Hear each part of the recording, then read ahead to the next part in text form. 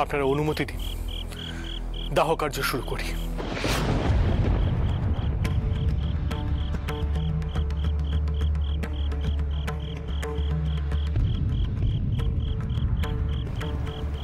অবশেষে মুখাগ্নি তাহলে আপনিই করছেন মথুরবাবু?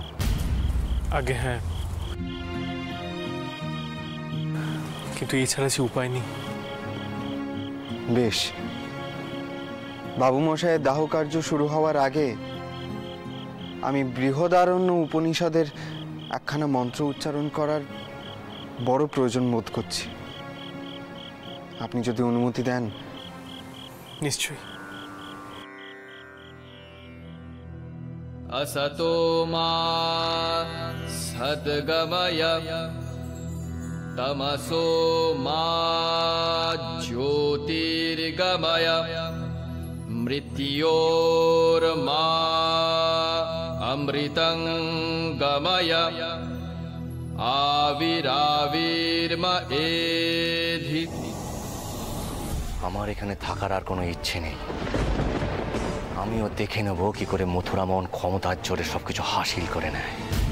আর যদি ভেবে থাকে যে আমি চুপ করে দেখব, তাহলে ভুল ভাবছে।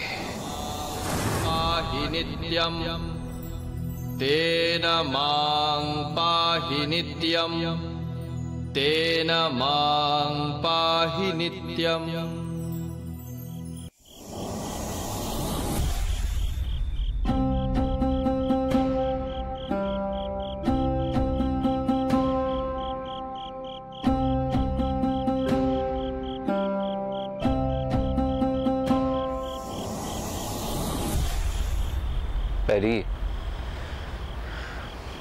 চারিদিকে অনেক বিশিষ্ট মানুষজনরা রয়েছেন, তাই ঘরোয়া কথা বলাটা উচিত হবে না, বলবো না। কিন্তু কি জানো, মথুর আজকে যেটা করলো সেটা সে বোধহয় না করলেই পারত। আমার তো বড় ভয় করছে যে বিশাল সম্পত্তি না কোম্পানি বাহাদুর শেষ পর্যন্ত বাজেয়াপ্ত করেন। জামাইদের মধ্যে এই দ্বন্দ্ব অত্যন্ত দুর্ভাগ্যজনক। আমি শুনেছি দাসমশাই নাকি ওনার স্ত্রীর উপর অত্যন্ত ভরসা করতেন, কিন্তু এই অবস্থায় উনি আর কি বা করবেন।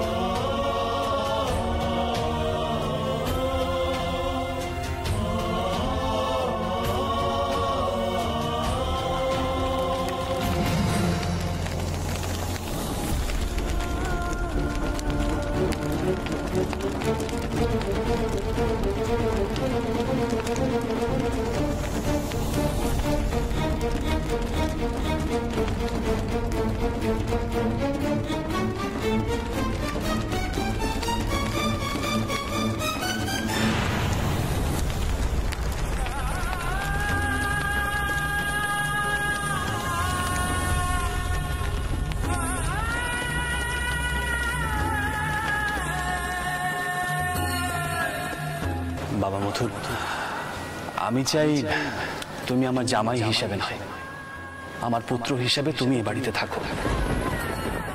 এই কিন্তু পাকা খসড়া, মায়ের নামে সব দেওয়াই আছে। তবে উকিলবাবু বলছিলেন এমন কোনো লোক যেসব দেখাশোনা করবে যদি আপনি মনোনীত করে যেতে পারতেন তাহলে ভালো হতো। বাবা মথুর, বলছিলাম আলাদা করে আবার কাউকে মনোনীত করে যাওয়ার কি প্রয়োজন? সকলে তো জানে তুমি দেখাশোনা করো। আপনি আমায় ভুল বুঝলেন না তো বাবা মশাই?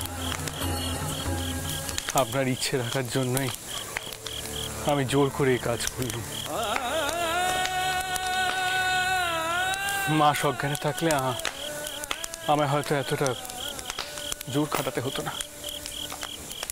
জানি জানি সবাই আমায় ভুল বুঝলেন, কিন্তু এতে যদি আপনার শেষ ইচ্ছে পূরণ হয় আর মায়ের অধিকার ঠিক থাকে, তাহলে আমি কোনো বদনামই গায়ে মাখবো না।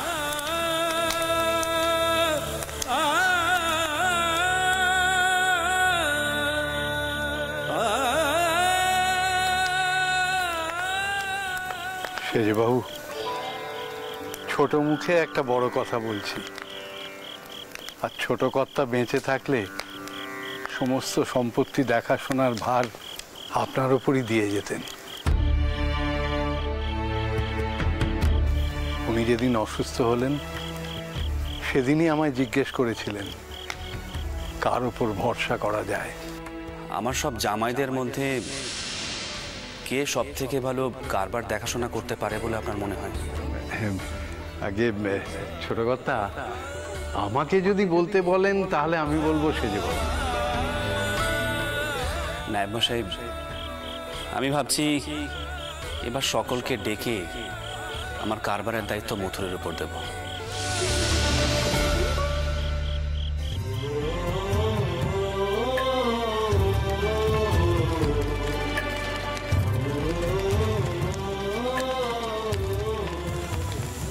আপনি সত্যি আমাকে ভারমুক্ত করলেন নায়েব মশাই। আমি তাহলে ভুল কিছু ভাবিনি। আশা করি মা আমাকে ভুল বুঝবেন না। জগদম্মাকে আমি বুঝিয়ে বলবো, কিন্তু এছাড়া যে আমার কাছে আর কোনো উপায় ছিল না নায়েব মশাই, কোনো উপায় ছিল না।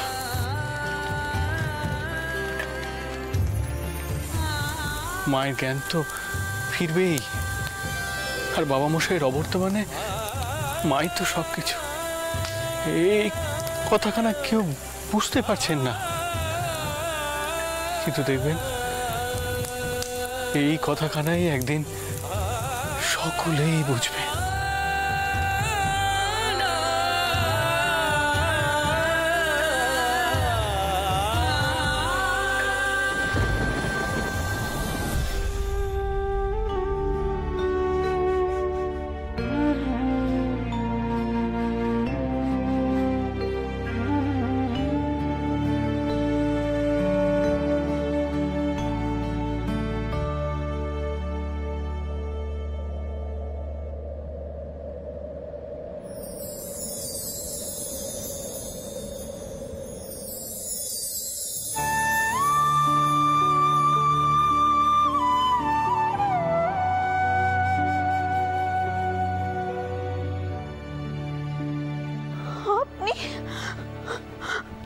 আপনি কোথায় ছিলেন?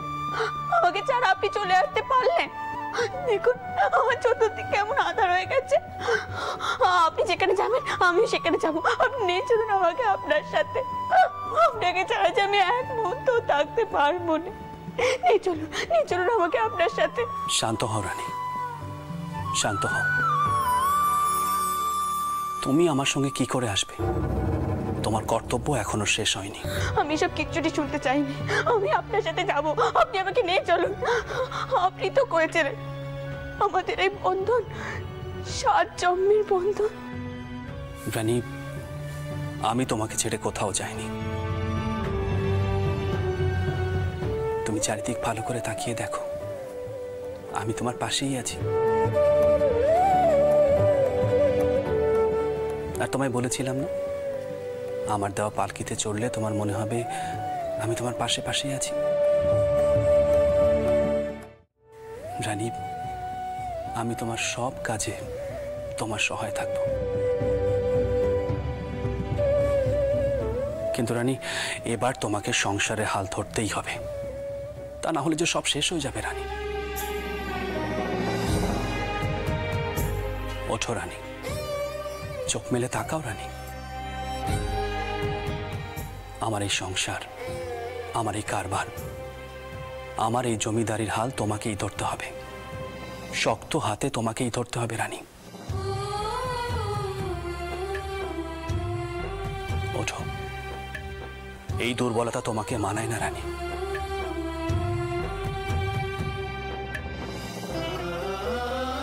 কারণ তুমি আমার রানী।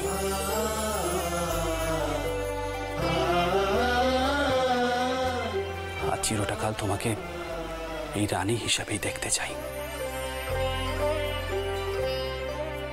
এটাই আমার একমাত্র ইচ্ছা। কেন এত বড় দায়িত্ব দিচ্ছেন আমাকে? কারণ তুমি আর 5 জনের মতো নাও রানী। তোমার অনেক ক্ষমতা, অনেক। রানী, আর সেই ক্ষমতা প্রকাশের সময় এসেছে। রানী, আমি কোনোদিন তোমার কাছে কিছু চাইনি, কিন্তু আজ চাইছি।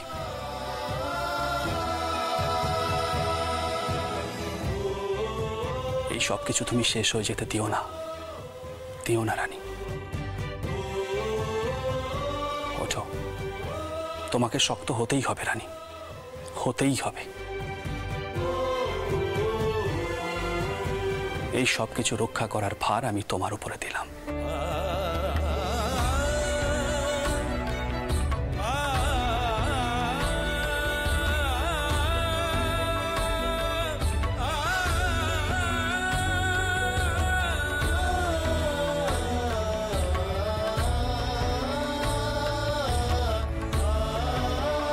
কোথায় যাচ্ছেন? দাঁড়ান! কোথায় যাচ্ছেন আপনি? দাঁড়ান! কোথায় যাচ্ছেন? দাঁড়ান! কোথায় যাচ্ছেন আপনি? দাঁড়ান! দাঁড়ান!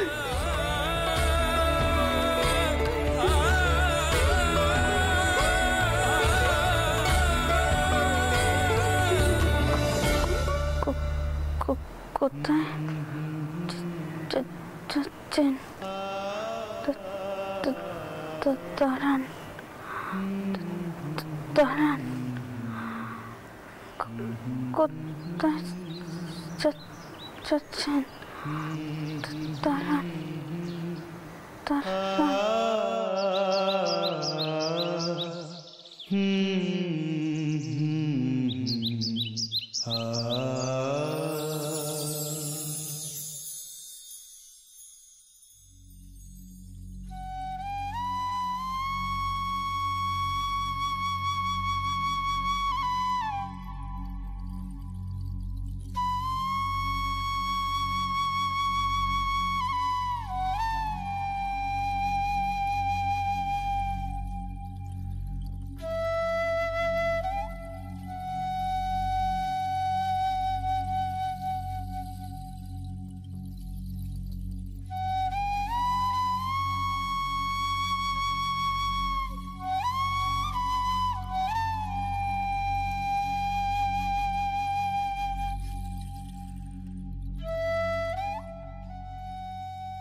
রানী,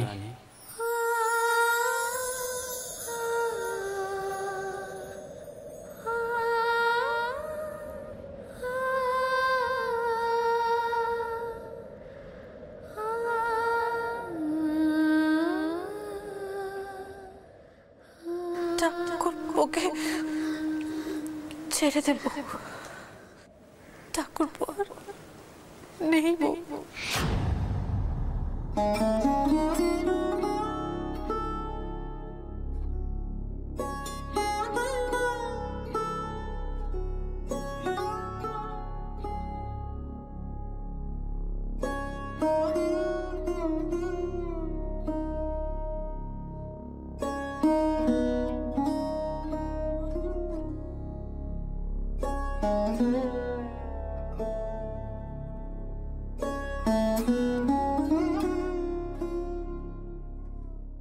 রানী, আমি তোমাকে ছেড়ে কোথাও যাইনি। তুমি চারিদিক ভালো করে তাকিয়ে দেখো, আমি তোমার পাশেই আছি। ওঠো, ওঠো। এই দুর্বলতা তোমাকে মানায় না রানী।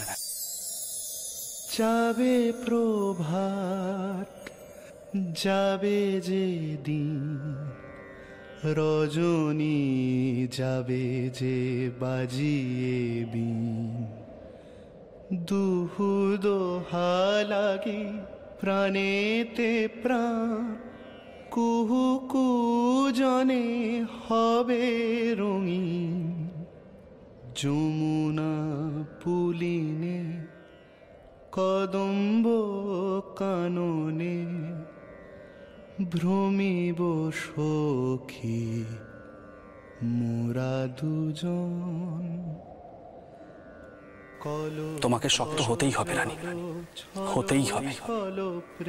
আমার এই সংসার, আমার এই কারবার, আমার এই জমিদারির হাল তোমাকেই ধরতে হবে।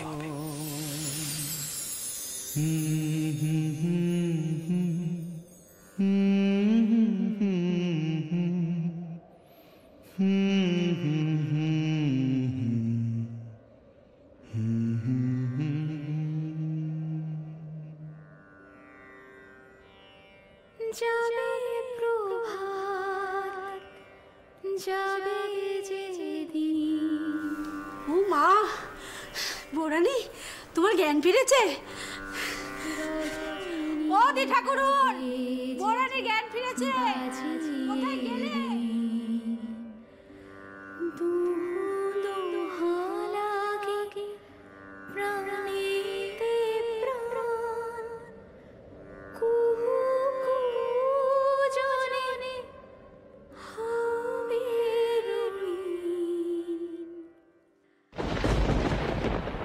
দিদি, দিদি তুমি তুমি এখানে একা একা কি করে এলে?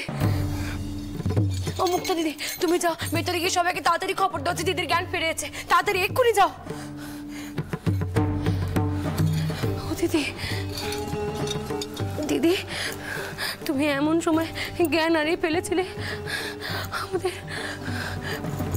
ও দিদি কোনো কথা কইছো না কেন?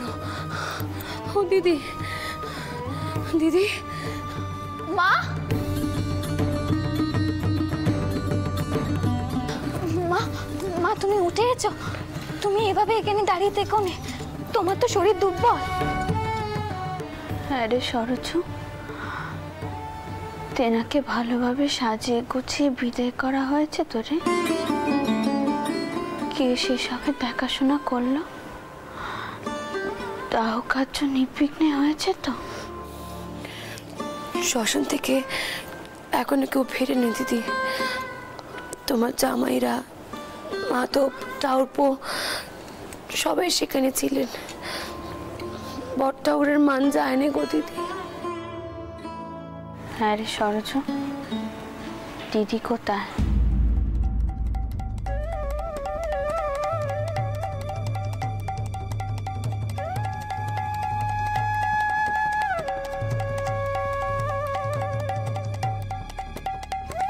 দিদিকে ডাক দে, আমি গঙ্গায় যাব। চলো মা, আমরা তোমার সাথে যাচ্ছি, চলো। না রে কুমারী, তোরা তো সব কাজ করতে পারবি না। তোদের বাবা মশাই আমাকে ছেড়ে চলে গেছে। এই সাজ তো আর আমাকে মানায়নি। দিদি কোথায়? তাকে ডাক দে।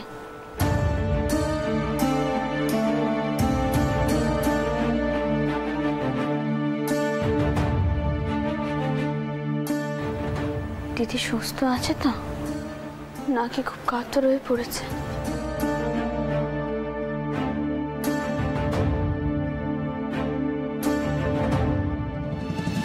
কি হলো?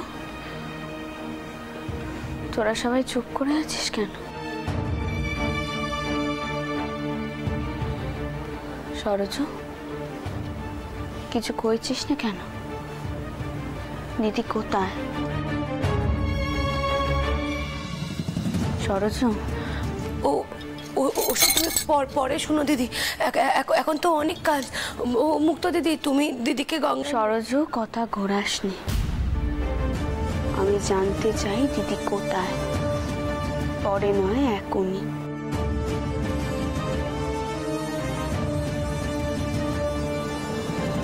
দিদি সুস্থ আছে তো? আমি যাই কে ভেতরে দেখে আসি। ও দিদি, ঘরটাও চলে গেলে আর তুমিও তারপরে জ্ঞান হারিয়ে ফেললে। আমরা তখন কোন দিক সামলাবো কেউ বুঝতে পারছিলাম না। তখন জানো, তখনই বদিদি কইলেন যে তিনি গঙ্গা তীরে যাবেন গঙ্গা মাটি আনতে। আমার তখনই অস্বাভাবিক লাগছিল, কিন্তু ওই অবস্থায় মাথায় কোনো ঠিক ছিল না। আর তিনি সেই যে গেলেন, তারপর তেনার আর কোনো খোঁজ পাওয়া যায়নি।